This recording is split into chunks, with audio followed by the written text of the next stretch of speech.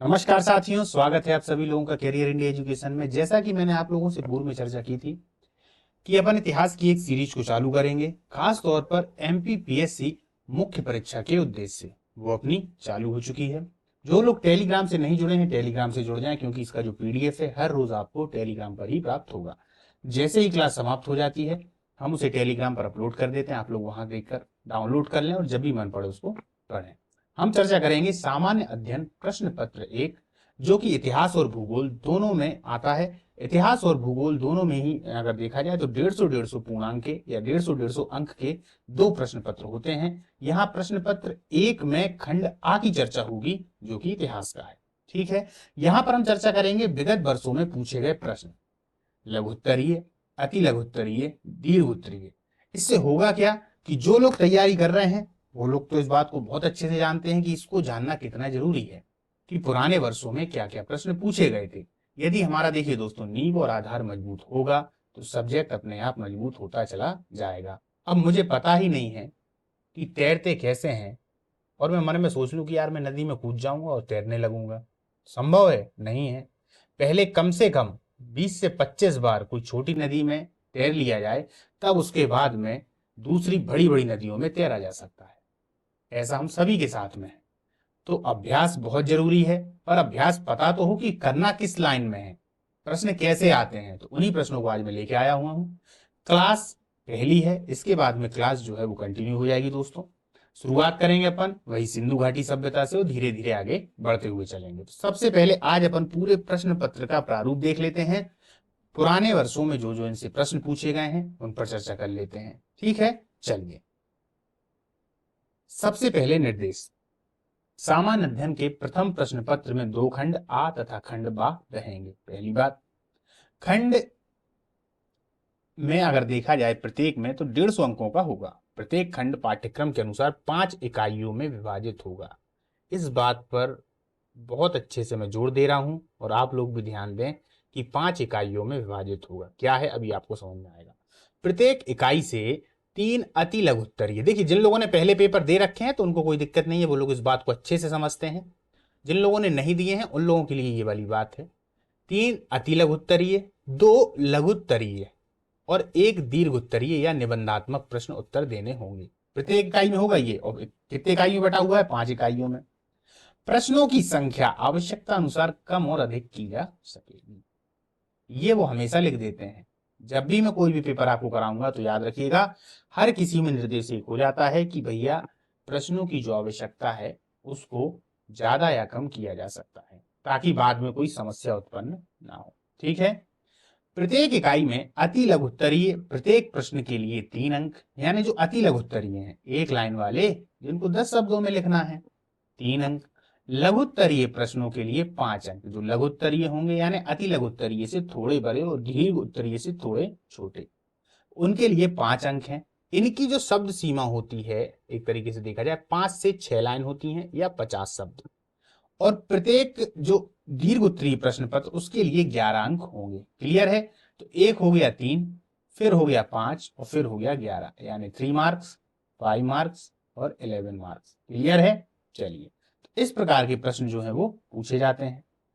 इस प्रकार के प्रत्येक इकाई के लिए कुल पूर्णांक अंक 30 होंगे, यानी कि 5 इकाइयों में है ना दोस्तों, तो प्रत्येक इकाई से कितने की पूछे जाएंगे? 30 की। तो 5 इंटू 30 कितने हो गए? 150 अंक का हो गया। खंड आ इतिहास का प्रश्न पत्र 150 अंकों का इस तरीके से हो जाता है। ठीक है, चलिए आगे चलते हैं। प्रत्येक अति लघुत्तरीय जो प्रश्न होगा उसकी आदर्श शब्द सीमा 10 शब्द या एक पंक्ति होगी। क्या होगी? या एक पंक्ति होगी। प्रत्येक लघुत्तरीय प्रश्न की आदर्श शब्द सीमा 50 शब्द, 5 से 6 पंक्तियां होंगी। प्रत्येक दीर्घ उत्तरीय प्रश्न के आदर्श शब्द सीमा जो होगी वो 200 शब्द होगी। कितने होंगे? 200 शब्द। ये अभी एमपीपीएससी का मेंस का पैटर्न है। क्लियर है? 3, 5, 11, यहां तक उम्मीद है आप लोगों को सब चीजें समझ में आ गई होंगी। अब अपन चलते हैं और देखते हैं कि पहले जो पुराने वर्ष थे उनमें किस तरीके के प्रश्न आए हुए हैं। ठीक है, उसके बाद में अपन इस पूरे जो पूरी अपनी क्लास होगी उसका एक लास्ट में सारांश निकालेंगे। लास्ट तक बने रहिएगा दोस्तों, बहुत ही इंपॉर्टेंट क्लास है। एक तरीके से देखा जाए तो जो पूरी क्लासों में से मान लीजिए एक आध क्लास मिस भी हो जाती है ना, तो भी आपने यदि पढ़ रखा है तो उसको कर देंगे, पर इस वाली क्लास को बिल्कुल मिस मत करना, क्योंकि ये क्लास एक तरीके से आधार है जो हर एक क्लास को पढ़ने से पहले आपके दिमाग में एक चित्र बना देगी, एक एक दिशा निर्देश दे देगी कि हाँ भाई हमको ऐसे ऐसे पढ़ना है। ठीक है, चलिए आगे चलते हैं। इतिहास। अब जो पूर्णांक 150 हैं या 150 हैं, उनमें जो 5 इकाइयां हैं वो कौन कौन सी इकाइयां हैं, थोड़ा उन पर गौर कर लें। देखिए यहां पर इकाइयों का नाम है, पाठ्यक्रम नहीं है। जब हम एक एक इकाई को उठाएंगे तो उसके पाठ्यक्रम की चर्चा करेंगे। ठीक है, इकाई 1 में है प्राचीन भारत। इकाई 2 की यदि हम चर्चा कर लें तो उसमें है मध्यकालीन एवं आधुनिक भारत। ठीक है, इकाई 3 की बात कर लें तो ये सेपरेट है, आधुनिक भारत। अब आप सोच रहे होंगे कि सर आधुनिक भारत यहां भी है और आधुनिक भारत यहां भी है। जब अपन इनके पाठ्यक्रम को अभी जो अपन आगे बढ़ेंगे तो आधुनिक भारत को उठाएंगे तो इस वाले आधुनिक भारत को और उस वाले आधुनिक भारत को, दोनों के पाठ्यक्रम में थोड़ा सा अंतर है। ठीक है, मध्य प्रदेश में स्वाधीनता संग्राम एवं सांस्कृतिक विरासत, यह है इकाई 4। देखिए दोस्तों बहुत ही इंपॉर्टेंट है ये इकाई 4। अभी आप लोगों को मालूम पड़ेगा कि इन 5 इकाइयों में से सबसे ज्यादा कहां से आया हुआ है, क्योंकि 30-30 नंबरों का तो आना है, पर उन्होंने वहां पर एक लाइन भी जोड़ दी है कि आवश्यकता अनुसार प्रश्नों को कम और ज्यादा किया जा सकता है, और वो लोग करते हैं। उनको आपसे क्या चाहिए ये इस पूरी क्लास में आपको समझ में आ जाएगा, इसीलिए कह रहा हूं कि इस क्लास को मिस मत करना। ठीक है, तो देखिए मध्य प्रदेश में स्वाधीनता संग्राम एवं सांस्कृतिक विरासत। ठीक है, अब है मध्य प्रदेश की रियासतें। मध्य प्रदेश की रियासतें ये 5वां है। ठीक है, चलिए अब अपन चालू करेंगे। इकाई 1 प्राचीन भारत। सबसे पहले इसके पाठ्यक्रम को देख लेते हैं। ये देखना ना, इकाई 1, इकाई 2, इकाई 3, इकाई 4, इकाई 5, अपन पूरी इकाइयों पर चर्चा करेंगे। सबसे पहले इकाई 1 की बात चल रही है तो प्राचीन भारत, जिसके पाठ्यक्रम में उन्होंने क्या क्या दे रखा है। देखिए भारत का राजनीतिक आर्थिक सामाजिक एवं सांस्कृतिक इतिहास हड़प्पा सभ्यता से 10वीं शताब्दी तक, बात खत्म हो गई।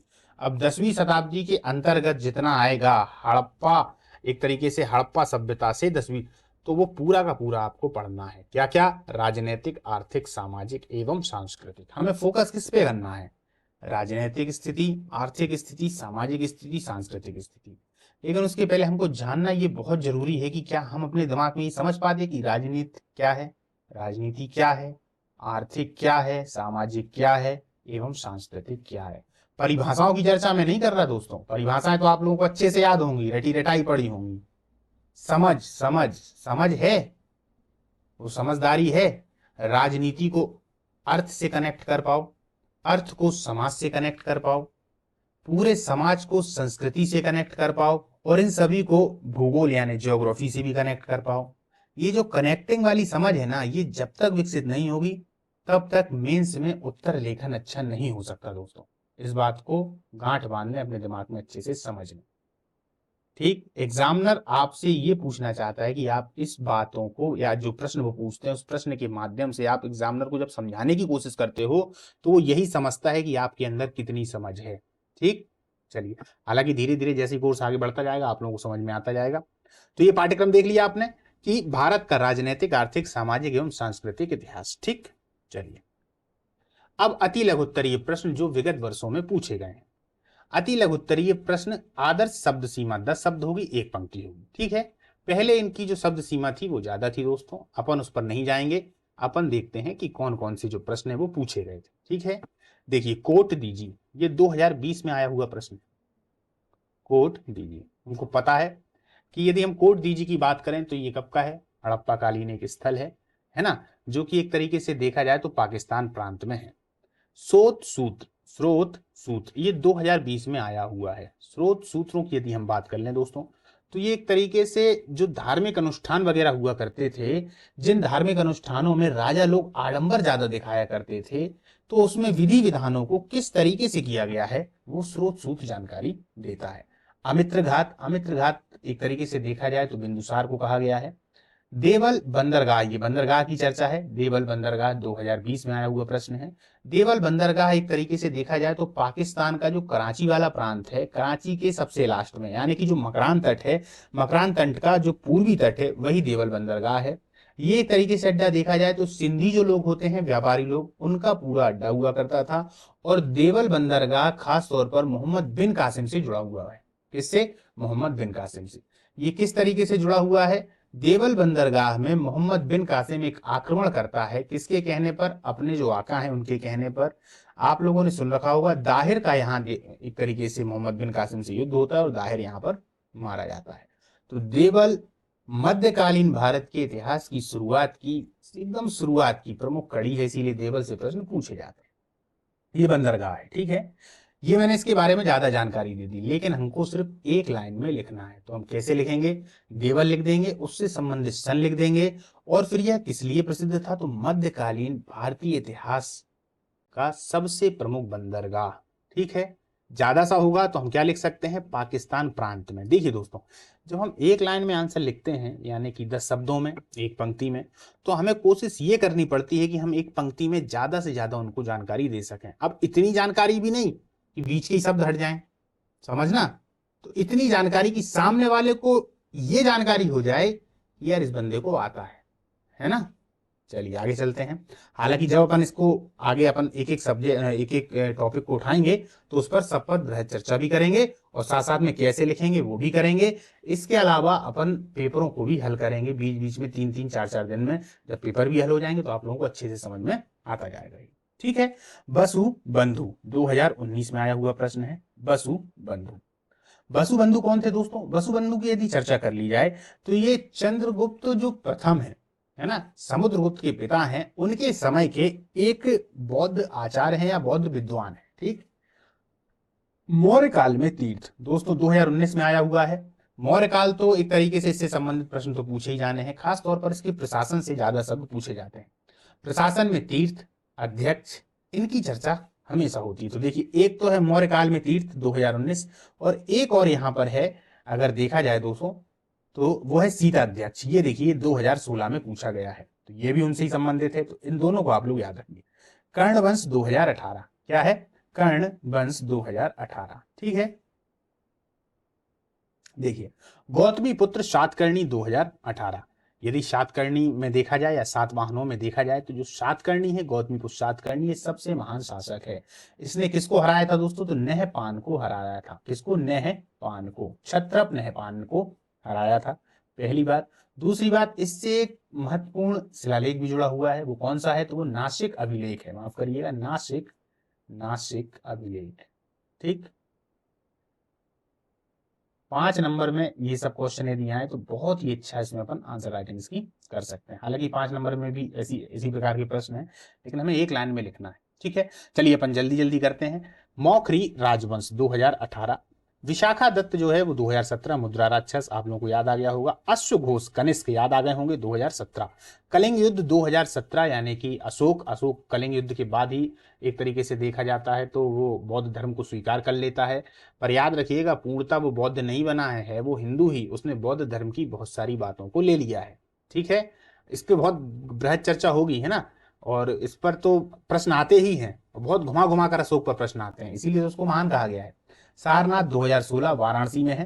सारनाथ वाराणसी में ये वही जगह है जहां पर बुद्ध ने अपना प्रथम उपदेश दिया था। पंच महाव्रत ये 2016 में पूछे गए हैं। इसी को अक्षणु व्रत भी कहा जाता है। किसके द्वारा दिए गए हैं? तो जैन धर्म में एक तरीके से महावीर जो स्वामी हैं उनके द्वारा। हालांकि इसके पहले महावीर स्वामी के पहले 4 जो हैं वो दे दिए गए थे, बाद में महावीर ने उसमें ब्रह्मचर्य जोड़ा था। सत्य, अहिंसा, अपरिग्रह, अस्तेय और ब्रह्मचर्य, ठीक है। ये 5 महाव्रत हैं। सीता अध्यक्ष अभी अपन चर्चा कर चुके हैं। इसके बाद में ऋग्वेद 2015। ऋग्वेद क्या था? ऋचाओं के संकलन को ही ऋग्वेद कहा गया है। ऋचा क्या थी? ज्ञान की पूरी एक तरीके से श्लोक हुआ करते थे। 1028 सूक्त हैं, 10,462 कुल मिला के ऋचाएं हैं, ठीक है। और सूक्त किसको कहा जाता था? जैसे कि 3 ऋचाएं हो और इसके अलावा 100, 3 से कम ना हो और 100 से अधिक ना हो, तो इनके संकलन को ही एक तरीके से देखा जाए तो सूक्त कहा जाता था। तो 1028 सूक्त हैं और 10,462 ऋचाएं हैं। इसमें 11 बाल्य खेल और जोड़ दिए जाते हैं। जब इस पर आएंगे तो चर्चा करेंगे अपन। मोहनजोदड़ो का बृहद स्नानागार, इसके बारे में तो आप लोग जानते ही हैं, कोई दिक्कत नहीं है। कालिदास 2015। चंद्रगुप्त द्वितीय के दरबार में 9 रत्नों में ये प्रसिद्ध थे कालिदास। इनकी यदि हम रचनाओं की बात कर लें तो मेघदूतम है, विक्रमो वर्षीय है, मालविकाग्नि मित्रम है, इसके अलावा ऋतु संहार है ना, और इनकी काफी सारी रचनाएं हैं। चंडी शतक, पता नहीं कितनी सारी इनकी रचनाएं हैं। तो कालिदास है ना, तो इन पर जब अपन आएंगे तो चर्चा करेंगे। जो मुख्य रचना है वो मैंने आपको बता दी। संस्कार 2014 में आया हुआ है। संस्कार बहुत ही इंपॉर्टेंट है दोस्तों। व्यक्ति के जन्म के बाद में उसके 16 संस्कार हमारे हिंदू धर्मों में माने गए हैं। ठीक है, तो जब संस्कारों की चर्चा होती है तो 16 तो यहां नहीं लिखना है, लेकिन संस्कार 2014 में एक लाइन में हम ये लिख सकते हैं कि व्यक्ति के जन्म से लेकर मरने तक में 16 संस्कार होते हैं। चाहे तो आप एक दो लिख सकते हैं, जैसे कि गर्भाधान, पुंसवन, इसके अलावा अंत्येष्टि संस्कार होता है, विवाह संस्कार होता है। तो ये सभी संस्कार जो है वो टोटल कितने हैं? 16 है। सब पे चर्चा होगी, क्योंकि संस्कारों से संबंधित जो प्रश्न है वो भी पूछे जा सकते हैं, जो अन्य राज्य है वहां की परीक्षाओं में पूछे ही जाते हैं। जैन धर्म के सिद्धांत 2014। ठीक है, मेगास्थनीज 2014। अब मेगास्थनीज चंद्रगुप्त मौर्य के राज दरबार में आया हुआ है। किसके? चंद्रगुप्त मौर्य के। अजंता की गुफाएं गुप्तों के शासन से संबंधित हैं, या गुप्तों के शासन माफ करिएगा, गुप्तों के काल से संबंधित हैं, और इसमें हिंदू, बौद्ध, जैन तीनों की कुछ ना कुछ रचनाएं, कृतियां यहाँ पर मिलती हैं। तो अजंता की गुफाएं 2014। तो ये कौन से थे? ये थे अति लघुत्तरीय प्रश्न। अब अपन आगे चलते हैं। लघुत्तरीय प्रश्न, अब ये 50 शब्द वाले हैं। इनमें क्या क्या है तो देखते हैं। बालाथल संस्कृति क्या है? इसकी प्रमुख विशेषताओं का वर्णन कीजिए। 2020 में आया हुआ प्रश्न है। 5 से 6 शब्दों में लिखना है। अब अपन सीधे प्रश्न पढ़ते चलेंगे दोस्तों, क्योंकि मैं चाह रहा हूं कि जो जितने भी पूरे प्रश्न हैं वो पूरे के पूरे आप तक में पहुंच जाएं। आपके पास में एक पर्याप्त अच्छा एक पूरा PDF हो, उसको आप लोग बार बार देखें और उसी के हिसाब से अपनी तैयारी करें। तो यदि मैं एक एक प्रश्न को यहाँ बोलता चलूंगा तो क्लास तो बहुत ही लंबी हो जाएगी, इसीलिए मैं सीधे सीधे प्रश्न बताऊंगा, और जब अपनी क्लास चालू होगी तो क्लास में अपन उन पर चर्चा करेंगे। ठीक है, प्राचीन भारतीय वैज्ञानिक साहित्य पर निबंध लिखिए। देखिए, प्राचीन भारतीय वैज्ञानिक साहित्य यानी विज्ञान से जुड़े हुए साहित्यों पर हमको निबंध लिखना है। तो ये तो पता हो कि विज्ञान से जुड़े हुए साहित्य कौन कौन से हैं और कौन कौन से कवि हैं। आर्यभट्ट, शून्य की खोज की, नागार्जुन, आइंस्टाइन, कहा गया कि नहीं कहा गया? तो इन्हीं पर हमें निबंध लिखना है दोस्तों। ठीक है, जब जानकारी होगी तो लिखना देंगे। चलिए, मगध के उत्कर्ष में बिंबिसार की भूमिका का मूल्यांकन कीजिए। बिल्कुल, बिंबिसार जब मगध का राजा बनता है तो हम शुरुआत ही हर्यक वंश से करते हैं। एक तरीके से देखा जाए, वंशावली की जो शुरुआत है वो हर्यक वंश से ही होती है मुख्यतः। इसके पहले भी राजा हैं, ऐसा नहीं है, मैं चर्चा करूंगा आपके लिए, पर मगध का उत्कर्ष इसी के अंतर्गत होता है, बिंबिसार के हर्यक वंश। ठीक है, इस पे भी चर्चा होगी। भारत में बौद्ध धर्म के उदय की सामाजिक आर्थिक पृष्ठभूमि पर प्रकाश डालिए। देखिए, उन्होंने क्या क्या पूछा? बौद्ध धर्म के उदय की सामाजिक आर्थिक पृष्ठभूमि पर, तो हमें समाज से मतलब होगा और अर्थ से मतलब होगा। ठीक, आगे चलते हैं। ईसा पूर्व 6ठी शताब्दी में उत्तर भारत के राजनीतिक दशा पर प्रकाश डालिए। ठीक है, ईसा पूर्व 6ठी शताब्दी में उत्तर भारत की राजनीतिक दशा। ईसा पूर्व 6ठी शताब्दी में उत्तर जो भारत है वहां पे जो राजनीति चल रही है वो क्या है, क्योंकि राजनीति में काफी सारी उथल पुथल है दोस्तों। ठीक है, हाँ, 16 महाजनपद हैं, ये वही कहानी है। 16 महाजनपद आ चुके हैं, सभी राजा अपनी अपनी जगह पर हैं और राजा शक्तिशाली भी हो चुके हैं। मगध जो है एक तरीके से, जो पाटलिपुत्र है मगध जिसकी हम चर्चा करेंगे, वो एक तरीके से देखा जाए तो सेंटर है, सभी का केंद्र है ना। चलिए, सिंधु घाटी सभ्यता के पतन पर टिप्पणी लिखिए। ये दोस्तों अगर देखा जाए तो प्रश्न आप देखना, इकाई 1 में 1 से 2 बार में आया हुआ है और आता ही है सिंधु घाटी सभ्यता के पतन पर। इस पर इतिहासकारों के अपने अलग अलग मत हैं, वो सभी मत आप लोगों को याद करने पड़ेंगे और उसके बाद लिखना पड़ेगा। फिर आपको अपना भी एक मत नीचे छोटा सा दे देना पड़ेगा। मत में क्या होगा? मत में ये होगा कि चूंकि सिंधु घाटी सभ्यता की लिपि को पढ़ा नहीं जा सका है, इसलिए कंफर्म कह पाना ये मुश्किल ही रहता है कि इसका पतन कैसे हुआ। अंदाज लगाते हैं सब लोग। उत्तर वैदिक काल की सामाजिक दशा पर प्रकाश डालें। बहुत इंपॉर्टेंट है दोस्तों, सामाजिक दशा। ऋग वैदिक काल की सामाजिक दशा अच्छी है, उत्तर वैदिक काल की डाउन हो जाती है। वो डाउन ही पूछ रहा है कि भैया क्या हो गया। ठीक है, तो आप ऋग्वैदिक काल से कनेक्ट कर आंसर देंगे। चलिए, जैन धर्म के प्रमुख सिद्धांतों का वर्णन कीजिए, ये हो ही जाएगा। भारत में देवदासी प्रथा पर टिप्पणी लिखिए। ये बहुत इंपॉर्टेंट है दोस्तों। देवदासी, देवदासी किसको कहा जाता था? जो एक तरीके से मंदिरों में रहकर मंदिर की और जो वहां के पुजारी वगैरह हुआ करते थे उनकी सेवा किया करती थी। मेगास्थनीज के द्वारा वर्णित पाटलिपुत्र की नगर प्रशासनिक व्यवस्था पर एक संक्षिप्त टिप्पणी लिखी है। मेगास्थनीज चंद्रगुप्त मौर्य के राज दरबार में आता है और भारत की स्थिति का अपने अनुसार वर्णन करता है। ठीक है, किसमें करता है? इंडिका में। इंडिका की जो मुख्य उसकी जो कृति है, जो उसकी मुख्य रचना है, वो किसी के पास नहीं है। हम इंडिका को कैसे बोलते हैं? जब है ही नहीं तो फिर बोलते कैसे हैं? हर जगह इंडिका इंडिका, चंद्रगुप्त मौर्य पढ़े तो इंडिका तो आना ही है। तो दरअसल उस समय पे जो इतिहासकार रहे, उन इतिहासकारों ने इंडिका को एक तरीके से माध्यम बनाकर, समझ रहे हैं ना, इंडिका को माध्यम बनाकर अपने अपने विचार दिए हैं कि इंडिका में इस तरीके से लिखा है, पर इंडिका की जो मूल कृति है वो किसी के पास में नहीं।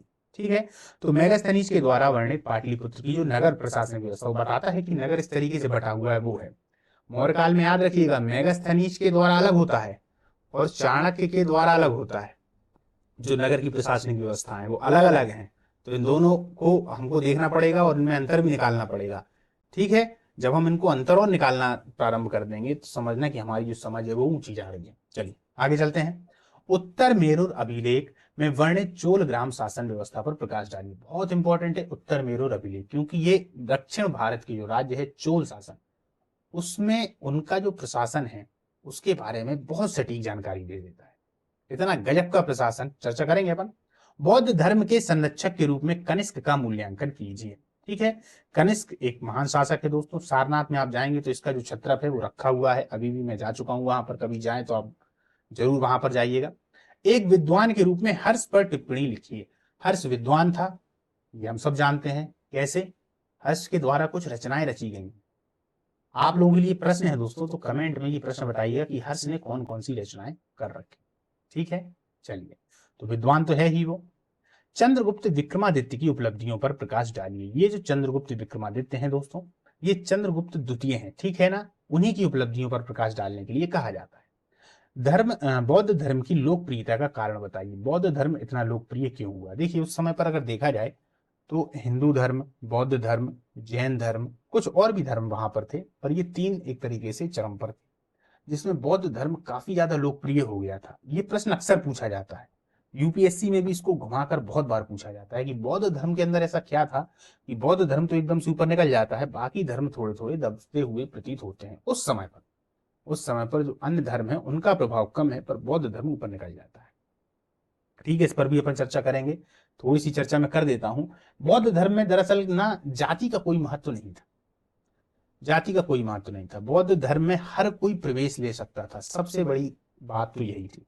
दूसरी बात थी, बुद्ध जो स्वयं बुद्ध हैं, बुद्ध का एक महान व्यक्तित्व, जो भी उनसे मिलता था वो उनका हो जाता था। अब बुद्ध से कौन मिलेगा? सभी प्रकार के लोग मिलेंगे। अधिकतम कौन मिलते थे? क्योंकि बुद्ध तो घिरे रहते थे हमेशा अपने भिक्षुओं से, सभी लोगों से, तो या तो बहुत ज्यादा गरीब व्यक्ति मिलेगा या अधिकतम उनसे राजा लोग मिला करते। तो जब राजा प्रभावित हो जाता था तो ऑब्वियसली बात है, स्वाभाविक सी बात है कि जो पूरी की पूरी प्रजा है वो भी प्रभावित हो जाएगी। तो बुद्ध का खुद का व्यक्तित्व इतना महान था। ठीक, अपन चर्चा करेंगे इस पर। चलिए, कांची के पल्लव की राजनीतिक और सांस्कृतिक उपलब्धियों की समीक्षा कीजिए। कांची के पल्लव की राजनीतिक और सांस्कृतिक उपलब्धियों की समीक्षा, ये कब आया? ये 1989, बहुत पुराना है दोस्तों। चलिए, अब हम देखते हैं दीर्घ उत्तरीय प्रश्न, जिसमें 200 शब्द होंगे। ठीक है, तो सिंधु घाटी सभ्यता एक नगरीय सभ्यता थी, इस कथन के संबंध में आपका क्या मत है? ये हो गया, सिंधु घाटी सभ्यता एक नगरीय सभ्यता थी, इस कथन के संबंध में आपका क्या मत है? गुप्त काल में कला एवं स्थापत्य के विकास का वर्णन कीजिए। ये 2020 दोस्तों, ये भी 2020 का ही है, 2020 का। गुप्त काल में कला एवं स्थापत्य के विकास का वर्णन कीजिए, ये भी 2020 का है। हड़प्पा सभ्यता की आर्थिक स्थिति का वर्णन कीजिए, 2019। अब आर्थिक स्थिति, क्योंकि जो अपन सभी की सामाजिक, आर्थिक, राजनीतिक ये सभी पढ़ लेंगे तो ये सब क्वेश्चन बहुत ही सरल हो जाएंगे। और लिखने का तरीका बार बार लिखने, देखिए मेंस में सबसे महत्वपूर्ण चीज है बार बार लिखना। यदि आपने 500 से 600 कॉपियां भर ली, समझ लीजिए इस चीज को, 500 से 600 कॉपियां भर ली तो मेंस आपका क्लियर हो जाएगा। भरना जरूरी है, समझ के साथ। शुरुआत में नहीं आएगा, किसी को नहीं आता भाई, धीरे धीरे आने लगता है और बहुत अच्छे से आने लगता है। हर्षवर्धन के इतिहास के प्रमुख स्रोत का उल्लेख कीजिए। अभी अपन ने क्या की कि हर्ष एक विद्वान है, हर्ष के द्वारा जो लिखी गई वो किताबें हैं ना, वो जो उसने किसी और को पैसे देकर लिखवाई हैं, इस पर एक तरीके से देखा जाए तो इतिहासकारों में मतभेद है। अभी यहाँ क्या पूछ लिया? इतिहास के प्रमुख स्रोतों का उल्लेख कीजिए। तो हर्षवर्धन के काल को हम किस रूप से जान सकते हैं? इतिहास के प्रमुख स्रोत, क्योंकि जब भी हम किसी भी टॉपिक को चालू करेंगे इतिहास में तो सबसे पहले यही प्रश्न होता है कि इस पूरे इतिहास को जो हम पढ़ रहे हैं या मैं आपको बता रहा हूं, ये किस आधार पर बता रहा हूं, वही उसके स्रोत होते हैं। सांस्कृतिक उपलब्धियों के आधार पर गुप्त काल को प्राचीन भारत का स्वर्ण युग कहना कहां तक उचित होगा? देखिए, अब इसमें हमको उपलब्धियां तो बताना ही है, साथ साथ में कहां तक उसको ये कहना उचित होगा। तो उपलब्धियों के साथ साथ में हम जोड़ते चलेंगे कि इसलिए बताना उचित होगा। ठीक है, आगे चलते हैं। हर्षवर्धन के इतिहास के प्रमुख स्रोत का उल्लेख कीजिए। अब ये 2018 का है। क्लियर। सांस्कृतिक उपलब्धियों के आधार पर गुप्त काल को प्राचीन भारत, ये 2 बार हो गए दोस्तों, कोई दिक्कत नहीं, 2018-17। चलिए। अशोक ने बौद्ध धर्म के प्रचार के लिए क्या तरीके अपनाए, विस्तार से व्याख्या कीजिए। बिल्कुल इसकी विस्तार से व्याख्या हो जाएगी, 2014 में आया हुआ प्रश्न है दोस्तों। पूरी बातें इकट्ठी शुरुआत से उठा के लिख देंगे। बौद्ध धर्म अपनाने के बाद में उसने क्या क्या किया, अपने जो बच्चे थे उनको भी श्रीलंका भेज देता है, आप यहाँ जाएं, जो अधिकारी हैं उनसे कहता है, अपने शिलालेख खुदवाते हैं, 14 शिलालेख आप लोगों ने पढ़ रखे होंगे, सबको एक सिस्टम वाइज से लिखा जाएगा। ठीक है। प्राचीन भारत के दक्षिण एवं पूर्वी एशियाई देशों से सांस्कृतिक संपर्क का वर्णन कीजिए। ठीक, 2016। अब आते हैं इकाई 2 पे। ये मध्यकालीन एवं आधुनिक भारत है। ठीक है। तो 11वीं से 18वीं शताब्दी तक भारत का राजनीतिक, आर्थिक, सामाजिक एवं सांस्कृतिक इतिहास समझिएगा। 11वीं से 18वीं शताब्दी तक भारत का राजनीतिक, आर्थिक, सामाजिक एवं सांस्कृतिक इतिहास। 11वीं लिख दिया और 18वीं, समझ रहे ना। पूर्णांक ये भी 30 है।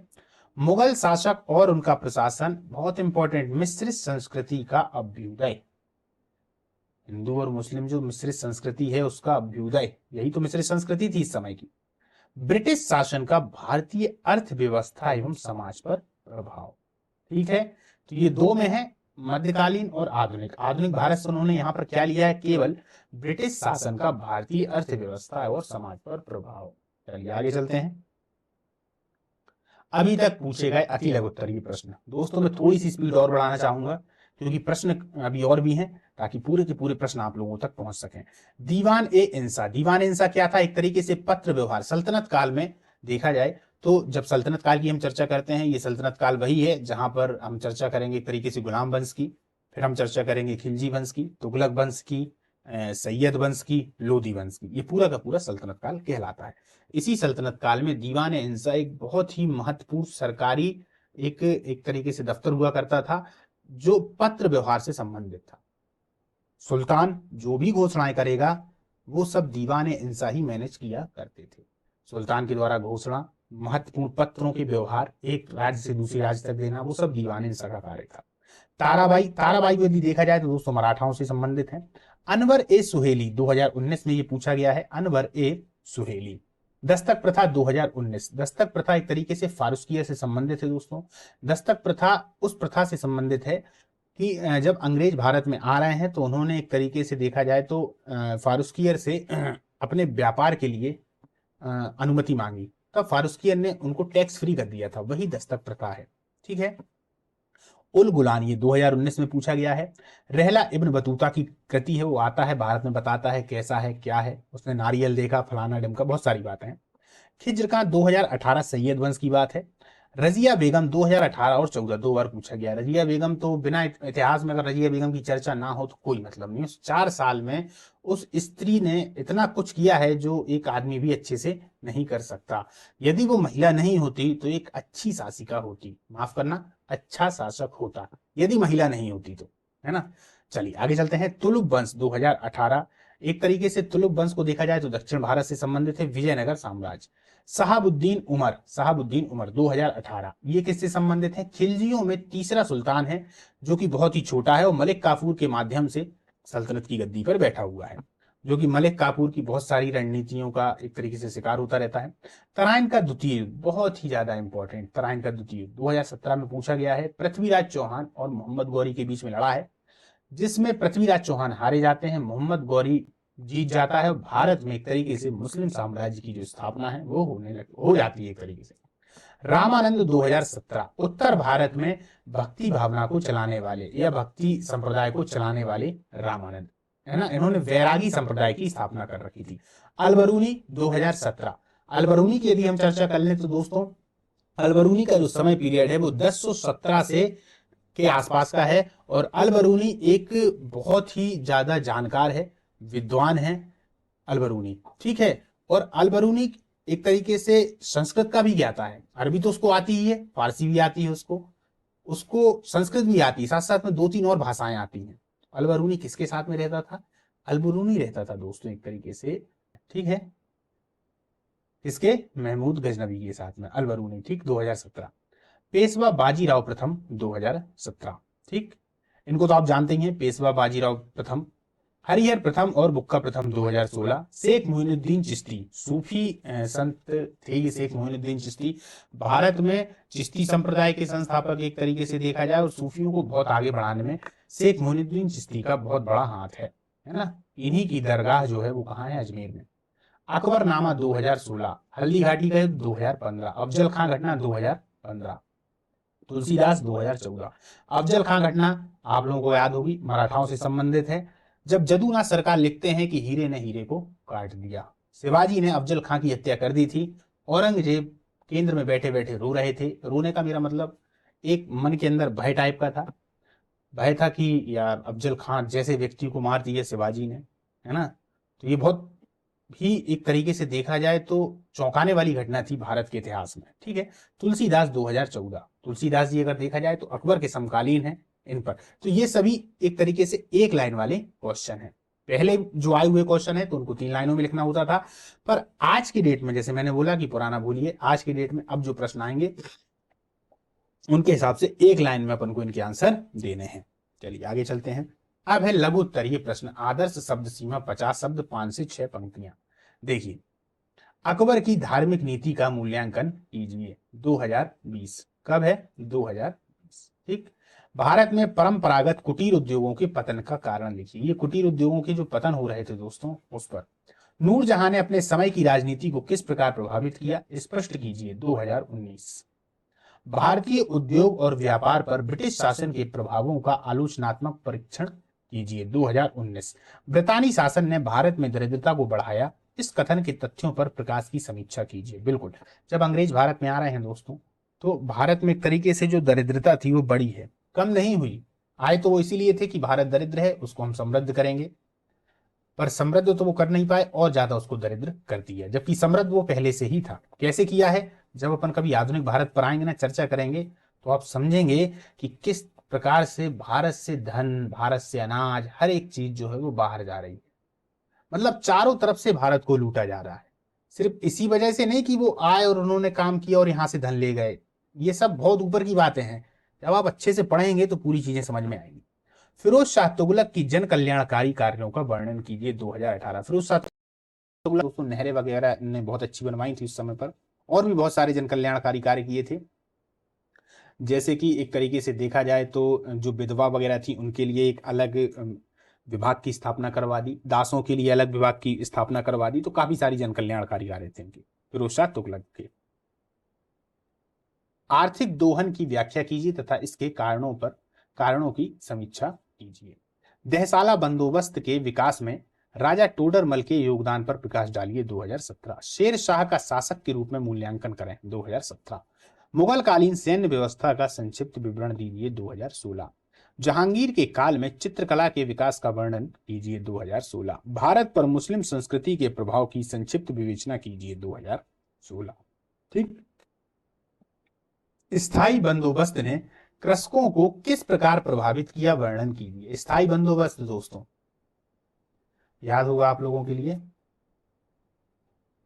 स्थायी बंदोबस्त, ठीक है, अंग्रेजों के समय की बात है दोस्तों, सब कुछ स्थायी हो गया था यहां पर। भारत में परंपरागत कुटीर उद्योग के पतन का कारण लिखिए 2016। देखिए, पहले भी आया प्रश्न, बाद में भी आया। आपको यही तो समझना है कि प्रश्न जो बार बार रिपीट हो रहे हैं, मान लीजिए रिपीट नहीं हो रहे, पर वो हैं उसके आसपास ही। मैं यही बताने के लिए इस क्लास का मुख्य उद्देश्य जो है, इस क्लास को चलाने का यही बताने के लिए है। हुमायूं की असफलताओं के कारण का वर्णन कीजिए 2015। हुमायूं को क्या क्या असफलताएं मिली आप लोगों को मालूम होगा। हुमायूं को शेरशाह सूरी ने सिंध तक भगा दिया था। शेरशाह सूरी उसके बाद आते हैं और 5 साल अपना शासन करते हैं। बाद में हुमायूं को फिर सत्ता हाथ में आती है। तो हुमायूं की वही असफलताएं हैं। ठीक, चलिए, नादिर शाह के आक्रमण और उसके प्रभावों पर प्रकाश डालिए। ठीक है, नादिर शाह के आक्रमण और उसके प्रभावों पर एक तरीके से प्रकाश डालिए। चलिए आगे चलते हैं। कर्नाटक युद्ध किनके बीच हुए और इनका क्या परिणाम हुआ। कर्नाटक युद्ध दोस्तों 4 हुए हैं, है ना, 2015 में आया था। अष्टप्रधान पर एक टिप्पणी लिखी 2015, मराठाओं से संबंधित है, शिवाजी के पास ये हुआ करती थी। बलबन के राजत्व सिद्धांत का वर्णन कीजिए। 2015 बेहतरीन राजत्व सिद्धांत है दोस्तों। वो अपने आप को सीधा ईश्वर का दूत कहता है कि मैं अल्लाह का सीधा सीधा दूत हूं, अल्लाह का सिपाही हूं, है ना, क्योंकि वो तुर्क थे, मुसलमान थे। ये अल्लाह का सीधा सीधा सिपाही हूं, मुझसे गद्दारी यानी अल्लाह से गद्दारी। तो बलबन के जब आप राजत्व सिद्धांत को देखेंगे तो आप कहेंगे कि आए हाय, बहुत गजब का है, चर्चा करेंगे अपन। मुगल काल में निर्मित प्रमुख भवनों का उल्लेख कीजिए। 2014। ये बलबन ने अपना जो राजत्व सिद्धांत दिया था, इसका मेन उद्देश्य था कि जो उसकी प्रजा है वो उसकी गुलाम बनी रहे, उससे डरती रहे। किसके नाम पर? धर्म के नाम पर। याद रखिएगा, हम इतिहास को जब पढ़ते हैं तो वहां की जो राजनीति है, वहां का जो समाज है, वो धर्म से बहुत ज्यादा प्रभावित होता है। धर्म से वो इसलिए प्रभावित होता है कि धर्म जो है ना, एक तरीके से देखा जाए तो नियम है। क्या है? नियम। किसके द्वारा बनाए गए नियम है? वो लोग ऐसा मानते हैं कि वो ईश्वर के द्वारा बनाए गए नियम है। किसके द्वारा? ईश्वर के द्वारा बनाए गए नियम। तो अधिकतम लोग उनमें परिवर्तन करने का मतलब है कि आप ईश्वर की मर्जी में दखल अंदाजी दे रहे हैं। इस चीज या इस बात का जो फायदा है वो सभी शासकों ने उठाया है। बलबन ने भी, आगे चलकर आप देखेंगे तो फिरोज शाह तुगलक ने भी, आप जितनों को भी देखेंगे तो इसमें जोड़ेंगे। बाबर ने सबसे ज्यादा, बाबर ने, जब बाबर की जो एक तरीके से देखा जाए जो उसकी सेना है, उस सेना ने लड़ने से मना कर दिया। इससे खानवा के युद्ध में, खानवा के युद्ध में जब लड़ने से मना कर दिया, तब उसने धर्म का रास्ता ही अपनाया। तब उसने उस युद्ध को एक तरीके से देखा जाए तो जिहाद का नारा दिया कि हमें इन काफिरों को मारना है ना। तो जिहाद जैसे शब्दों का प्रयोग किया गया उसमें। तो धर्म को बीच में लाना जरूरी होता था उस समय पर, सभी को कंट्रोल करने के लिए, है ना। इस पर अपन चर्चा करेंगे। चलिए आगे चलते हैं। नूरजहां पर एक संक्षिप्त टिप्पणी लिखिए। बहुत गजब की महिला है दोस्तों नूरजहां। असली नाम है मेहरुन निसा। नूरजहां नाम तो भाई साहब जहांगीर ने दिया था। एक दिन दिया बत्ती करने के लिए आई तो नूरजहां को देख लिया किसने? जहांगीर ने। जहांगीर ने जैसे ही देखा तो बोल दिया कि आज से तुम इस जहां की नूर हो। जब से नाम पड़ गया नूरजहां। और ये दिया बत्ती करने आई थी। आप समझ लीजिए इनका कद क्या था, पर इनकी खुद की व्यक्तिगत जो प्रतिभा थी वो बहुत ऊंची थी। तो इन्होंने उस समय पर, जहांगीर के समय पर, अपनी प्रतिभा को और निखारा और शासन खुद चलाने लगी। यहां तक कि उस समय के सिक्कों पर नूरजहां का नाम आता था, अंकित होता था। सोचिए कितना प्रभाव था इस महिला का। इसीलिए तो इतिहास में पढ़ने के लिए आता है। नूरजहां पर एक संक्षिप्त टिप्पणी लिखी। आगे चलते हैं। दीर्घ उत्तरीय प्रश्न विगत वर्षों में पूछे गए। आदर्श शब्द सीमा 200 शब्दों की होगी। दक्षिण के नासूर ने औरंगजेब का विनाश कर दिया। इस कथन के आधार पर औरंगजेब की दक्षिण नीति की विवेचना कीजिए।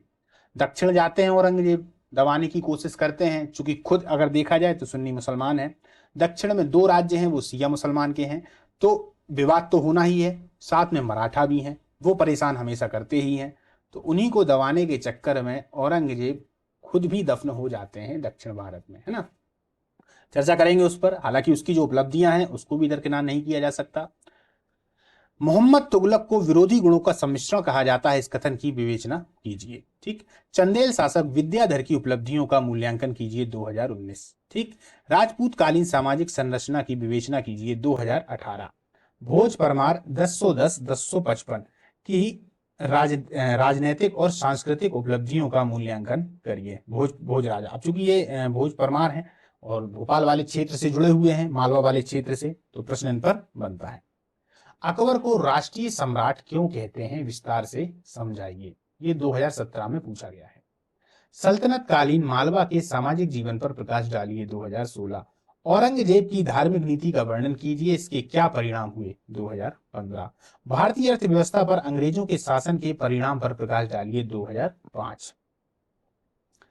अब आता है इकाई 3। आपने देखा कि इकाई 1 से प्रश्न थोड़े कम थे, इकाई 2 में प्रश्न ज्यादा थे। अब है भैया इकाई 3। अब इकाई 3 और इकाई जो 4 है इन पे ध्यान देना। 3 और 4, यूनिट 3 और यूनिट 4, सबसे ज्यादा प्रश्न यहीं से आए हुए हैं। आधुनिक भारत पाठ्यक्रम। ठीक है, इसके पाठ्यक्रम को हम सबसे पहले देख लेते हैं। ब्रिटिश उपनिवेश के प्रति भारतीयों की प्रतिक्रिया। ठीक है। कृषक एवं आदिवासियों का विद्रोह, बहुत सारे विद्रोह हैं। प्रथम स्वतंत्रता आंदोलन संग्राम यानी 1857। देखना कितने प्रश्न हैं। भारतीय पुनर्जागरण राष्ट्रीय स्वतंत्रता आंदोलन और उसके नेतृत्व करता। गणतंत्र के रूप में भारत का उदय, राज्यों का पुनर्गठन, मध्य प्रदेश का गठन, स्वतंत्रता प्राप्ति के पश्चात प्रमुख घटनाएं। ठीक है, ये आधुनिक भारत के पाठ्यक्रम में है। आगे चलते हैं, अति लघु उत्तरीय प्रश्नों में देखते हैं। अहोम विद्रोह 2020 में आया हुआ है, अहोम विद्रोह। मोपला विद्रोह 2020 में आया हुआ है। लाला हरदयाल 2020, भील विद्रोह 2020, जेवीपी कमेटी 2019, ईश्वर चंद्र विद्यासागर 2017, चौरा चौरी घटना 2017, बिरसा मुंडा मध्य प्रदेश से जुड़े 2017, माफ करिएगा, बिरसा मुंडा 2017, लॉर्ड माउंटबेटन 2017, कोल विद्रोह 2016, जलियांवाला बाग हत्याकांड ये कब कब आया है? 2016, 2004, 1999 है ना, और 95 और 89 में भी आया है। ये दरअसल 1995 है और 89 है, 1989। ठीक। हरिजन सेवक संघ 2016, डॉक्टर रघुवीर सिंह 2016। अभी और है, गोपाल कृष्ण गोखले 2015, मुस्लिम लीग 2015, एनी बेसेंट 2015, दांडी यात्रा 2015, 1995, 1991। दोस्तों मैं सभी पर एक एक लाइन बोल सकता हूं, पर प्रश्न काफी हैं इसलिए मैं बोल नहीं रहा हूं। अपन जब इसकी चर्चा करेंगे तब एक एक को उठाएंगे। ठीक है, Cripps mission 2015, 1995, Poona pact 2015, Haidar Ali 2015, Plassey का युद्ध 2014, बहुत इंपॉर्टेंट। हड़प का सिद्धांत 2014, क्योंकि प्लासी का युद्ध, बक्सर का युद्ध, इन दो युद्धों ने तो भारत में अंग्रेजों को बहुत मजबूत कर दिया। वर्नाकुलर प्रेस एक्ट, एक ऐसा एक्ट जो सीधा का सीधा प्रेस पर ऐसी ज्यादा पाबंदी लगा दिया करता था कि उनके खिलाफ में आप नहीं लिख सकते। काकोरी कांड 2014, भारत छोड़ो आंदोलन 2014, 2005, 1999, 1995 और 1992, भारत छोड़ो आंदोलन। ठीक, आगे चलते हैं। यही महीना तो था, अगस्त में चालू हुआ था। 1947 की माउंटबेटन योजना 2013। ये सभी अति लघु उत्तरीय प्रश्न थे दोस्तों। पहले इनको 3 लाइनों में लिखना होता था, अब 1 लाइन में लिखना है। भारत के Bismarck 2013, Simon commission, Swami Vivekananda, अमर शहीद चंद्रशेखर आजाद, 1905 में बंगाल के विभाजन का कारण, 1857 का प्रभाव, जिन्ना और मुस्लिम लीग, होम रूल आंदोलन, ज्योतिबा फूले, क्रिप्स मिशन 1942, एक बार आया दूसरी बार आ गया, गांधी इरविन समझौता, बहुत important, Edward king commission, Gandhi Irwin समझौता एक तरीके से देखा जाए द्वितीय गोलमेज सम्मेलन था, Edward king commission, cabinet mission plan, theosophical society, कितनी इंपॉर्टेंट है, आर्य समाज, स्वामी दयानंद सरस्वती, नमक सत्याग्रह, दांडी यात्रा से जुड़ा हुआ है ना, राजा राम मोहन राय, भारत की बहुत ही बढ़िया समाज सुधारक। वैसे राजा राम मोहन राय को किस लिए याद किया जाता है? राजा राम मोहन राय ने विदेशी जो भी शिक्षा थी उसका कोई बहिष्कार नहीं किया, उसमें जो अच्छी चीजें हैं उसको लिया है और भारत की जो महान चीजें हैं उनको भी चलाया है, यानी दोनों से उन्होंने लिया। एक तरीके से वो पूरे के पूरे पॉजिटिव ही थे, सकारात्मक थे। इसीलिए राजा राम मोहन राय को पत्रकारिता का अग्रदूत भी कहा जाता है और उनको महानता की श्रेणी में रखा जाता है। उन्होंने ऐसा नहीं था कि जैसे जो विदेशी हैं तो इनको टोटल एक तरीके से हटा दिया जाए, नहीं, उनकी जो अच्छी चीज है उसको भी लीजिए, हमारी जो अच्छी चीज है उनको भी लीजिए, उनकी जो गलत चीजें हैं या गलत बातें हैं उनको हटा दीजिए, हमारी जो गलत बातें हैं या हम जो गलत करते हैं उनको हटा दीजिए, इस तरीके से। ठीक। राजेंद्र प्रसाद इंपॉर्टेंट, रविन्द्रनाथ टैगोर, असहयोग आंदोलन, तात्या टोपे, मार्ले मिंटो सुधार, बारदोली सत्याग्रह, शारदा अधिनियम, शिमला समझौता, ये सभी आए हुए हैं दोस्तों, लखनऊ समझौता, चंपारण सत्याग्रह, नौसेना विद्रोह 1946, गोलमेज कॉन्फ्रेंस 3 हुई थी, लाला लाजपत राय, चंद्रशेखर आजाद, लाला लाजपत राय पंजाब वाले क्षेत्र से हैं, सरोजनी नायडू, आनंद मठ, गोपालाचार्य, रामकृष्ण परमहंस, स्वामी जो विवेकानंद हैं उनके गुरु, खिलाफत आंदोलन, स्वामी दयानंद सरस्वती, मोहम्मद अली जिन्ना, ठीक है, इंडियन नेशनल आर्मी, ब्रह्म समाज, भगनी निवेदिता, सन 1960 में बंगाल का विभाजन,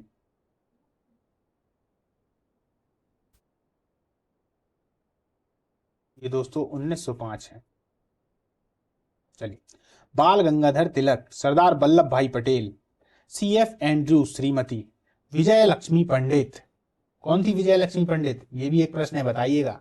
रविन्द्रनाथ टैगोर, चौरी चौरा की घटना, देखिए एक बार आ चुका है, रॉलेट एक्ट, ठीक है। चलिए लघु उत्तरीय प्रश्नों को देख लेते हैं। भारत का उदय गणतंत्र के रूप में हुआ, संक्षिप्त वर्णन कीजिए 2020। मध्य प्रदेश के पुनर्गठन के बारे में विवरण दीजिए 2020। ब्रिटिश शासन के विरुद्ध आदिवासियों की प्रतिक्रिया के कारणों को, आदिवासी विद्रोह के प्रकाश को उद्घाटित कीजिए 2019। भारतीय पुनर्जागरण ने प्राचीन भारतीय इतिहास की खोज में किस प्रकार सहयोग प्रदान किया, स्पष्ट करें 2019। स्वतंत्रता प्राप्ति के पश्चात गठित मध्य भारत राज्य की भौगोलिक स्थिति पर प्रकाश डालिए 2019। बिरसा मुंडा आंदोलन का एक संक्षिप्त विवरण दीजिए 2018। कुंवर सिंह पर एक संक्षिप्त टिप्पणी लिखिए 2018। रामकृष्ण मिशन की सामाजिक तथा शैक्षिक योगदानों का विस्तार से वर्णन कीजिए 2018। 1857 के विद्रोह की प्रकृति की विवेचना कीजिए, यह स्वतंत्रता संग्राम था, ये 2017। उन परिस्थितियों का वर्णन कीजिए जिनमें भारत को स्वतंत्रता की प्राप्ति हुई 2017। देखिए ये सभी क्वेश्चन अपने मन से ही तो लिखने पड़ेंगे। राष्ट्रवाद के विकास में आर्य समाज की भूमिका का विश्लेषण कीजिए, है ना, राष्ट्रवाद के विकास में। चलिए आगे चलते हैं। राष्ट्रवाद खुद ही अपने आप में एक बड़ा सा टॉपिक है दोस्तों, जब अपन चर्चा करेंगे। पहले तो यही होगा कि राष्ट्रवाद कहते किसको है, यही एक शब्द आपको बहुत सारी जानकारी देगा, ठीक है। चलिए, गांधी जी ने देश के विभाजन को क्यों स्वीकार किया 2017। एक प्रश्न आया था अभी, शायद इसके बाद ही आएगा कि कांग्रेस ने देश के विभाजन को क्यों स्वीकार किया। दोनों ही महत्वपूर्ण है। 1855-56 का संथाल विद्रोह, ये 55 है, 1855-56 का संथाल विद्रोह, शोषण के विरुद्ध एक तीव्र प्रतिक्रिया, व्याख्या करें। देखिए संथाल विद्रोह होता है 1857 से एक साल पहले, तो इसका बहुत बड़ा एक तरीके से देखा जाए तो प्रभाव 1857 में भी रहा, ठीक है। तो इनकी इसीलिए चर्चा होगी। स्वराज पार्टी पर एक संक्षिप्त लेख लिखें 2016। भारत की आधुनिकीकरण में राजा राम मोहन राय की भूमिका का मूल्यांकन कीजिए 2016। उदारवादियों 1885-1905 का मूल्यांकन कीजिए 2016। उदारवादी आप लोगों ने सुन रखा होगा, गरम दल, नरम दल, उसी में जो उदारवादी थे वो पहले नंबर के थे। एक तरीके से कांग्रेस की स्थापना में इनका महत्वपूर्ण योगदान है, पर इनकी जो नीतियां रहती थी वो अंग्रेजों की तरफ हमेशा झुके रहने की थी। मतलब कि अंग्रेज जो कहेंगे उस बात को हम मानेंगे, उनसे प्रार्थना करेंगे, पत्र लिखेंगे, उनसे रिक्वेस्ट करते रहेंगे, और रिक्वेस्ट हमेशा चलती रहेगी। अंग्रेज मानने वाले नहीं थे, वो मानते नहीं थे। तो ये उदारवादियों की एक तरीके से देखा जाए तो स्थिति थी। पर इनके मूल एक तरीके से जो योगदान है, बहुत महत्वपूर्ण योगदान है दोस्तों, उसको नकारा नहीं जा सकता। चर्चा करेंगे अपन जब इस पर आएंगे, ठीक है। मैं किसी एक टॉपिक विशेष पर चर्चा इसीलिए नहीं कर रहा हूं दोस्तों, क्योंकि ये फिर प्रश्न रुक जाएंगे ना, समझिए क्लास बड़ी हो जाएगी।